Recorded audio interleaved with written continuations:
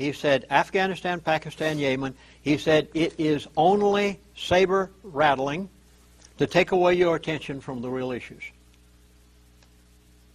And that's all he said. Did he mention what are the real issues? Well, healthcare? I'll get into one more right now that is going to stall you, and it's the next buzzword.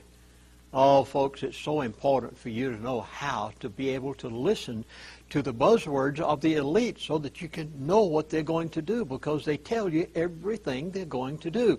He said, the Chinese are the strong ones. Oh, my goodness. Was I amazed when he got on this subject. The Chinese are the strong ones. America is going to be relegated to third world status. The New World Order has made other nations their focal point. China, he said, are the strong ones. You call into the airline to make a reservation. Who do you talk with? Someone that speaks broken English. Where are they?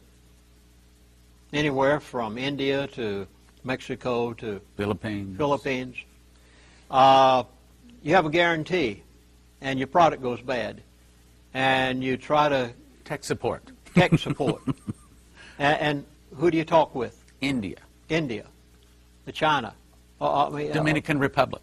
Yeah, any place except America. They've moved our industry abroad. Detroit is a shambles. People can't find jobs.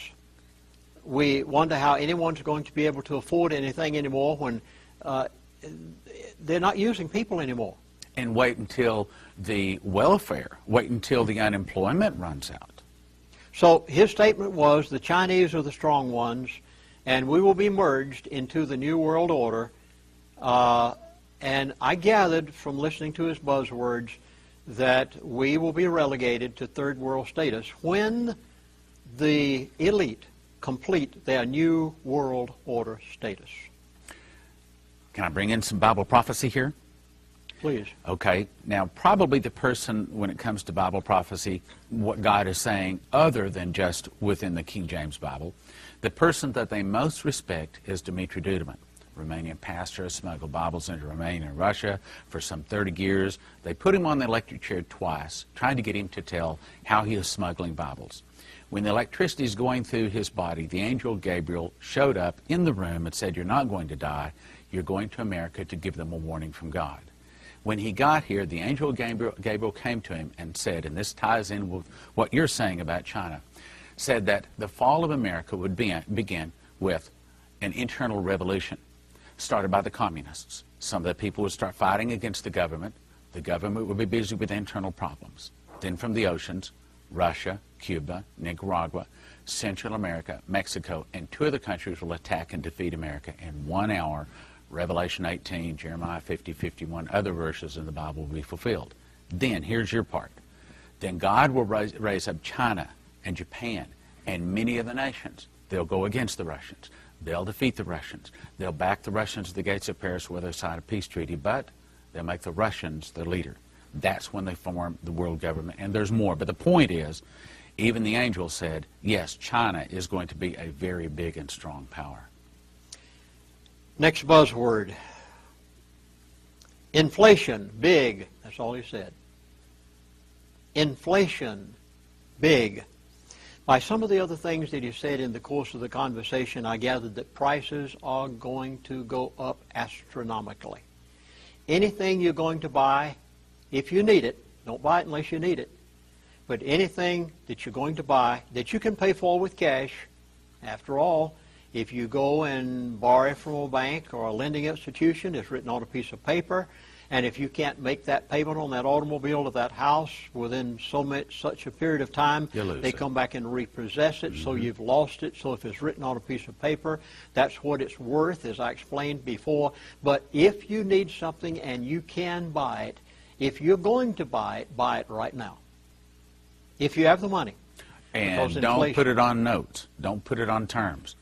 Pay for it. Be better to buy a used car for $5,000 that you can actually pay for than a nice new car for $15,000, $20,000 that you put on notes. In other words, don't sign a mortgage, don't sign a bank note. Get out of debt. Seventh buzzword, probably the most important of all. In the immediate, no relief. He said it just like that. In the immediate, right now, no relief. Now I know, nearly everybody's saying the economy is turning around. Everything's going to be better. Well, the housing market, I'd much rather be realistic than to live in a dream world. And this individual made it very plain that we should be realistic.